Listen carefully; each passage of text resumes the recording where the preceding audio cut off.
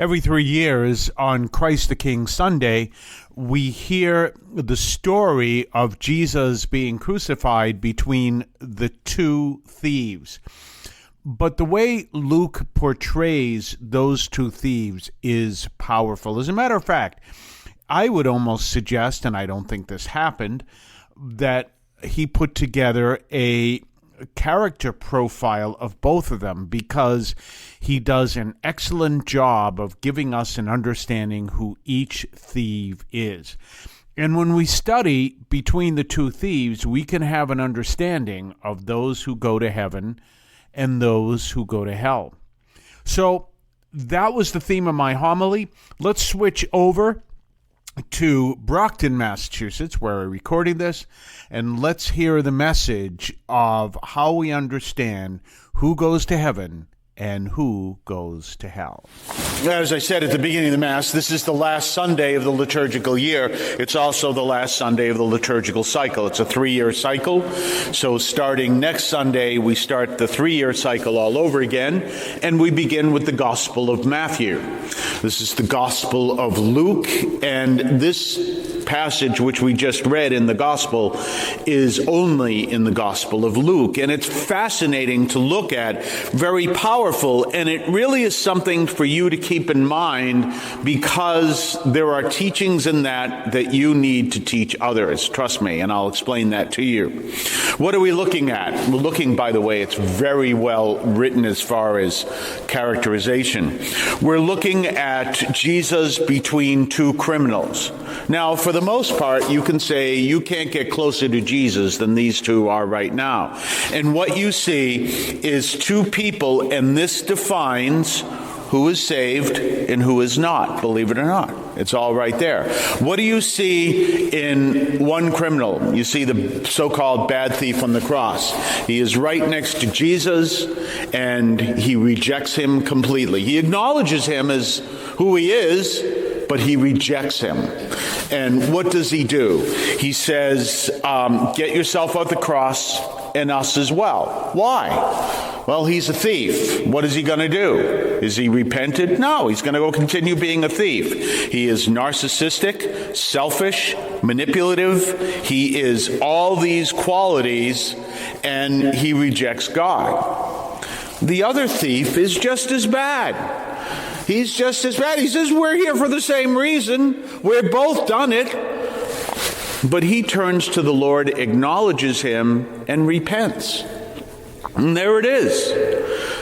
This is important for you to know, because there are many people that teach some pretty bad teaching, and they will scare people, and they will tell them awful things, and it's wrong. And they will tell people that, you have a very small chance of getting into heaven. That's not what you see here. You see someone who did what the church actually teaches, who rejects God right to the very end. That's an act that very few people commit. The other one rejected God probably, and then says, I'm wrong. You are the Son of God.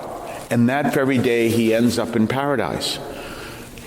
And we can also understand, this comes out from St. Thomas Aquinas, where this is an example of God's grace reaching out constantly, because he's right next to him. God's grace is always reaching out to us. And that's why we always live in the hope of salvation, because Christ is always reaching out to us. There are people, I guarantee you, who are in your family who may be listening to some of these people who you'll find on the internet, call themselves good Catholics, and will teach almost the exact opposite.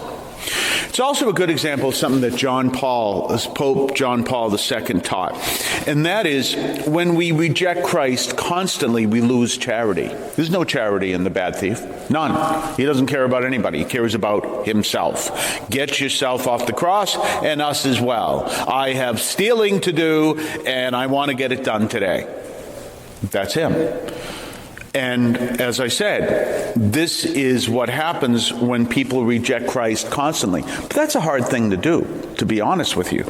And he is determined to be that way.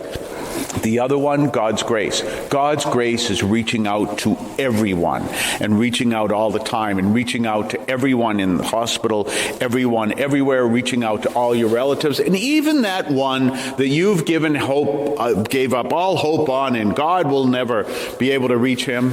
Oh, don't be surprised. Yes, God's grace. And so we trust in that. And we trust in his salvation. And we trust in his powerful grace. And realize that when some of your relatives or your grandchildren or anything may hear the opposite, you can say, no, that's not what the church teaches. The church teaches that God is constantly leading us to salvation. We'll be right back right after this. Did you know that the Catholic Audio Media podcast is available on various podcast platforms?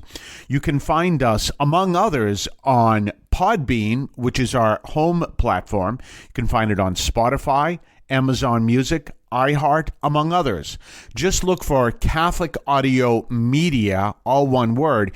On some platforms, such as Spotify, look for Catholic Audio Media, 3 words, and subscribe and listen to the Catholic Audio Media podcast. Don't forget to subscribe to us on Patreon, patreon.com/Catholic Audio Media, patreon.com/Catholic Audio Media. Check us out. Check what we have to offer, previews of upcoming podcasts, previews of upcoming columns over at catholicaudiomedia.substack.com, your ability to comment, make suggestions, even make suggestions in upcoming programs. Check us out, patreon.com, Catholic Audio Media. So we're about to enter into the last week of Ordinary Time for this year. Our focus is going to be on the prophet Daniel, who is one of the apocalyptic prophets who have some fascinating things to say. And what we're going to look at is really almost in a light of something you'd find out of a horror movie, although I also bring up, you'll also see something that would imply almost the inspiration for the Addams Family character called Thing. But anyway, that's what's coming up this week, all in the Prophet of Daniel. Tune us in. Remember, you can find us in your favorite podcast platform. Just look for Catholic Audio Media, all one word in some platforms, and Catholic Audio Media, 3 words, in platforms like Spotify.